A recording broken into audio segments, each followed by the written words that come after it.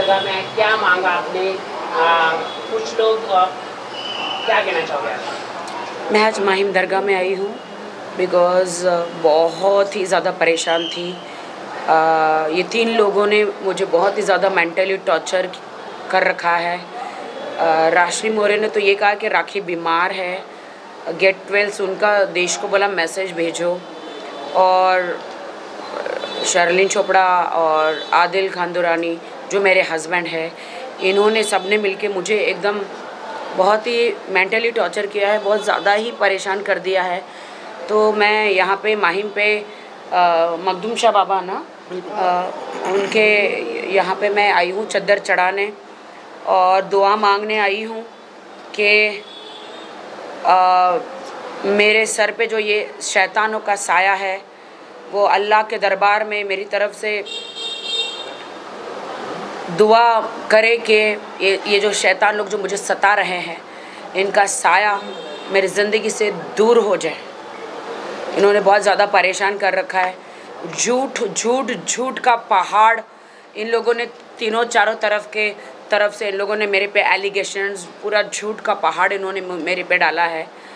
और अपनी शांति के लिए मैं यहाँ पे चद्दर चढ़ाने आई हूँ और मैं विश्वास करती हूँ कि अल्लाह अबा पिता जो है वो मेरे दुआ कबूल करेंगे, और जो मेरा बुरा चाहते हैं, जो शैतान तो खुद आता नहीं है लेकिन मनुष्य के अवतार में आता है, इनके अंदर आकर वो, मैं एक नमाजी लड़की, 5 टाइम नमाजी लड़की को, और मैं खुदा में मैं मुस्लिम हुई हूँ और मैं नमाज में हूँ और मैं इस्लाम में हूँ, तो मुझे सताने आया है कि मैं डर के भाग जाऊँ। लेकिन मैं शैतान को कहना चाहती हूँ कि अल्लाह के सामने तो सब जल के राख हो जाएंगे, चाहे शैतान हो, चाहे ये 3 तिगाड़ा, सबका काम बिगाड़ा, ये तीनों की जोड़ी हो। तो बहुत परेशान कर रहे, तो इसलिए मैं यहाँ पे आई हूँ। बहुत बड़ा खुलासा किया है फैज़ान अंसारी ने, क्या कहना चाहोगे उसको लेके? उन्होंने कुछ चेक्स के कॉपी थी। मैं आज सुबह मैं तो इनको जानती नहीं हूँ, मैंने आज उनका इंस्टाग्राम पे हाँ अच्छा गहना वर्सेस के हस्बैंड आया नहीं, वो तो वेब सीरीज का था शूट। अच्छा तो वेब सीरीज में नहीं, वो रियल में नहीं है भाई। अभी किसी का भी हस्बैंड मत बनाओ उनको। तो आज मैंने देखा इंस्टा पे कि मैं शुक्रगुजार हूँ आपकी बहुत ज़्यादा तहे दिल से।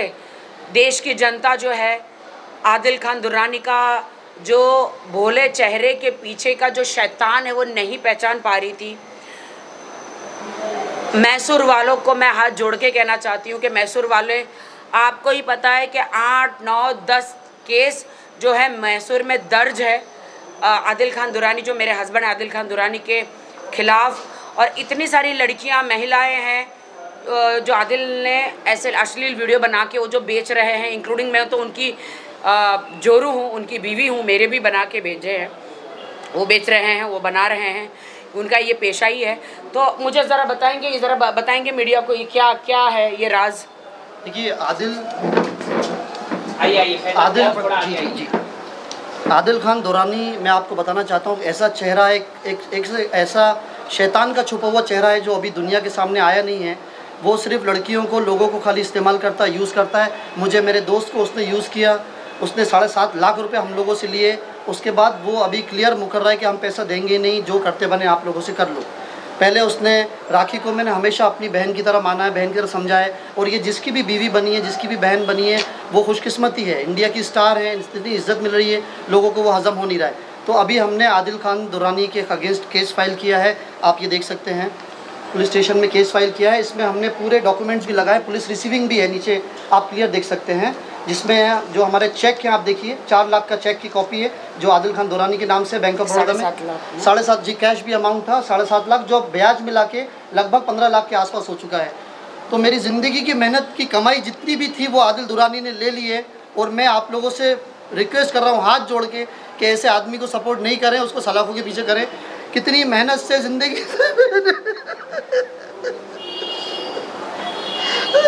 की मेहनत की कमाई को पूरा आदिल दुरानी ने बर्बाद कर दिया है। अब मैं उसको कोर्ट में खींच के रहूँगा या लॉयर भी काशिम अली एडवोकेट मौजूद है। मैं जिस दौर से गुजर रहा हूँ, आज मैं ज़िंदा नहीं होता, अगर राखी नहीं होती तो मैंने इनसे कहा साथ मिलके बात करेंगे और आदिल से बदला लेके रहेंगे। अब हम पीछे नहीं हटेंगे और आदिल दुरानी को दोबारा जेल जाना पड़ेगा। वो अभी बाहर आया है, अब वो बचेगा नहीं। मेरे पास कॉल रिकॉर्डिंग भी है, मेरे पास सारे प्रूफ है। तो पुलिस ने क्या कहा है? पुलिस पूरा समर्थन कर रही है, आदिल को जल्दी सलाखों के पीछे करेगी, छानबीन कर रही है। आप ये देखिए, और ये जो सामने बना रहता है उसकी असलियत मैं आपको बताता हूँ। आदिल दुरानी की असलियत क्या है, रिकॉर्डिंग है आदिल की, आप खुद पहचान जाएंगे। गाली तो नहीं दे रहा हूँ, आवाज आ रही है आपको? अभी मैं देखना चाहता हूँ तुम क्या करोगे, मैं देखना चाहता हूँ।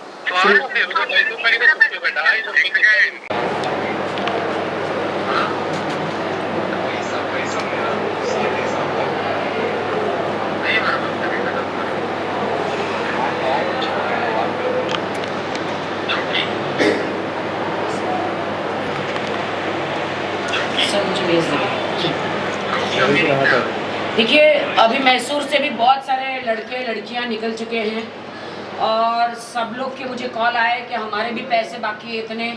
बहुत सारी लड़कियों ने कॉल किया कि इन्होंने मेरे वीडियोस बनाए हैं, न्यूड वीडियोस, हमें फंसाया है आदिल ने, बहुत सारा हुआ है। और राजश्री जो मेरी बेस्ट फ्रेंड थी 8 साल से, उन्होंने मुझे धोखा देकर आदिल के साथ हाथ मिला लिया है। और आदिल ने जो भी मेरे करीब है उन लोगों को तोड़ने की कोशिश करके मेरे खिलाफ सबूत इकट्ठा करके वो उनको मेरे खिलाफ खड़े कर रहे हैं। उन्होंने मेरे भाई जो वाहिद भाई हैं उनको भी तोड़ने की कोशिश की, मेरी एडवोकेट फाल्गुनी जी को भी तोड़ने की कोशिश की, लेकिन एक मर्दानी है और एक सच्ची वकील है, सच्ची नागरिक है। उन्होंने कहा सत्यमेव जयते राखी, मैं हमेशा तुम्हारा साथ दूंगी। राखी जी, राजश्री जी ने बोला है कि वो आपके खिलाफ नहीं जाती थी, लेकिन आपने उनको धमकी दी उनके नेल आर्ट स्टूडियो के बारे में। मैंने राजश्री मैडम को कभी कोई धमकी नहीं दी। सेक्स रैकेट चलाती है ऐसे? नहीं, मैं नहीं, ये सब गलत है। आप मेरे पास राशि के जो अगर मैंने कुछ बोला है तो आप मेरे पास सारे प्रूफ लाइए, मीडिया में, मीडिया ट्रायल में प्रूफ लाइए। आप कोर्ट में तो मैं तो 100 करोड़ का माना हानि का हमने, अब थोड़ा सा इनको ज़रा ले लेते हैं हमारे। देखिए, अभी आज जो है हमने अंधेरी कोर्ट में जो है कंप्लेंट फाइल कर दिया है सेक्शन 500 सेक्शन 509 के तहत, और हमारा 100 करोड़ का डिफेमेशन केस भी जो है प्रोसेस में जा चुका है पूरी तरीके से। और आगे के केस की अपडेट जो है वो कल शाम तक हमें मिल जाएगी, केस नंबर भी पड़ जाएगा, क्योंकि अभी हम इस चीज़ को जो है कहीं पे भी स्टॉप नहीं करने वाले हैं। हम इस चीज़ को पूरी तरीके से कानूनी एंगल पे लेके जाएंगे और हम पूरी तरीके से पूरी ताकत हमारी लगाएंगे कानूनी तौर पर और इंसाफ होने के तौर पर कि राखी को इस चीज़ में इंसाफ दिया जाए। नहीं, राजश्री मोरे ने जो गटर का शब्द यूज़ किया मेरे लिए, कुत्ता, और मैं बीमार हूँ, मेरी मेंटली हेल्थ ठीक नहीं है, समाज को मतलब कहा कि इसको गेट वेल सुन के मैसेजेस दो, उससे मेरा इतना नुकसान हुआ है कि मेरे हाथ में 6-7 फिल्में थी, अभी 2 फिल्में रह गई है, 4 फिल्में मेरे हाथ से चली गई, वीडियोस थे, ऐड थी, वो सब कुछ उन्होंने मुझे उसमें से निकाल दिया है सबने। मेरे हाथ में सिर्फ एक ही वीडियो रह गया है और 4 वीडियो मेरे हाथ से चले गए। 2-4 ऐड थे ऐप की और एक और बहुत सारी 2-4 ऐड थी, वो भी मेरे हाथ से चली गई। तो मुझे पर्सनली बहुत नुकसान हुआ है, तो इसीलिए मैंने 100 करोड़ का डेफेमेशन जो केस है वो मैंने कोर्ट में डाल दिया है। और बहुत जल्द जो है राजश्री मोरे को नोटिस चला जाएगा, आप भेज दीजिए प्लीज़ वो नोटिस। चाहे दुकान बेचो, चाहे घर बेचो, चाहे जो बेचो, जो आपने मुझ पर इल्ज़ाम लगाए हैं या तो आप उसको कोर्ट में साबित करो।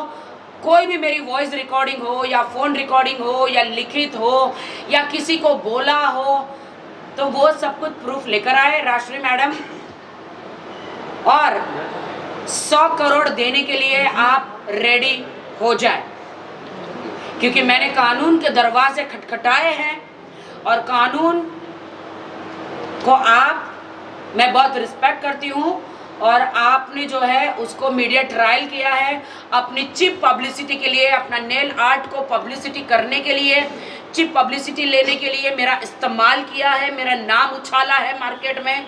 मैं 20 साल से स्ट्रगल करके बॉलीवुड में आई हूँ, लेकिन राजश्री मोरे, शर्लिन चोपड़ा, आदिल खान दुरानी ने मुझ पर बहुत ही वाहियात और गलत इल्ज़ाम लगाए हैं, और जो चीज़ें मैंने करी ही नहीं है, शादी का हो या धमकी का हो या कोई भी हो, मैंने ऐसा किसी को कोई धमकी ना दी है, और ज़बरदस्ती सारे शादियों के इल्ज़ाम मेरे पे लगा रहे हैं। जो चीज़ मैंने नहीं करी है तो उसका वो सारे प्रूफ कोर्ट में भी दे और मुझे भी दे।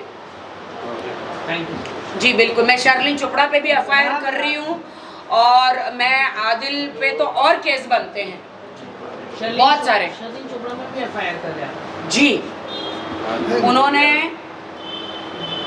वो आपको वक्त बताएगा कि कौन से सेक्शन में, क्योंकि आज ही वो विजिट की उन्होंने अम्बोली पुलिस स्टेशन में, और वहाँ पर उन्होंने कहा कि उस पर चार्जशीट फाइल किया जाए, और मैम के खिलाफ भी उन्होंने बोला है कि अरेस्ट। आज मैं आपको बताती हूँ कि वो फाल्गुनी जी को इसीलिए वो लोग पीछे पड़े हैं क्योंकि फाल्गुनी जी बिकती नहीं है। फाल्गुनी जी जो मेरी एडवोकेट है, जो के सत्यमेव जयते, जब हाँ आइए तो यहाँ पे तो जो अच्छी नेक और सच्ची एडवोकेट है, जो उनकी बातों में चुंगल में नहीं आई है, तो उनको डरा धमकाना चाह रही है। ये लोग तीनों मिलकर डरा धमकाना चाह रहे हैं और उनको तोड़ना चाह रहे हैं, मेरे खिलाफ करना चाह रहे हैं। जब फाल्गुनी जी नहीं हो रही है तो वो ज़बरदस्ती पुलिस स्टेशन में जाके इनके खिलाफ केस कर रहे हैं। जी बोलिए। मैं जानना चाहूँगी क्या कहा शर्लिन चोपड़ा ने ऑन रिकॉर्ड, जैसे कि उन्होंने बात कि मुझे अरेस्ट कराएगी। मतलब पुलिस आपको अरेस्ट कर सकती है आने वाले दिनों में। ठीक है, नहीं, उन्होंने कहा भी कि वो अरेस्ट करवाएंगी जल्द से जल्द। ठीक है, अरेस्ट कर सकती है पुलिस आपको, और आपकी complaint bar council of India Bombay bar council में ठीक कंप्लेंट है। की। अच्छा, उनको जवाब देने। उसका जवाब मैं देती हूँ। शर्लिन चोपड़ा को मैं ये जवाब आज मीडिया के सामने देना चाहती हूँ। मैं जब से उन्होंने मेरे पे और राखी पे कंप्लेंट की है और उन्होंने जो भी चीज़ें की है, उनको लग रहा है कि मैं एज एन एडवोकेट चुप बैठी हूँ, इसका मतलब मैं डर गई। मैं कोई चीज़ डरी नहीं हूँ, ना मैं आज तक किसी से डरी हूँ, ना डरूँगी आज के बाद। उनको बोलिए कि मेरे पर जाके और 4 FIR करिए, मैं जो भी करूँगी कायदे से करूँगी। उन्होंने जो करना था उन्होंने किया। आने वाले दिनों में मैं बोलूँगी नहीं, मैंने अभी तक मीडिया नहीं किया है। मेरे पास भी उनके खिलाफ इतनी सारी चीज़ें हैं, मैंने चुप्पी साध के रखी है, क्योंकि मैं कीचड़ में पत्थर नहीं मारूंगी, मैं अपने पे चीटे नहीं उड़ाऊंगी, मैं गलत चीज़ें नहीं करूंगी। बीइंग अ प्रोफेशनल, जो मेरे प्रोफेशनल दायरे में होगा वही मैं करूंगी। अगर वो मुझे अरेस्ट कराती है, जो भी कराती है बहुत अच्छी बात है, उसका मैं लीगली उनको जवाब दूंगी। कायदा है, लॉ सबके लिए समान है, अगर वो करा सकती है जो भी करा सकती है, लेकिन बीइंग एन एडवोकेट मैं अपनी लाइन नहीं क्रॉस कर सकती। ठीक है, उस वक्त जो हुआ था वो एक स्पॉर ऑफ द मोमेंट था। उसके लिए FIR रजिस्टर करने के बाद वो राखी से मिली थी, जहां हम रेस्टोरेंट में, लखनऊ में लज़्ज़ते रेस्टोरेंट में जाते थे।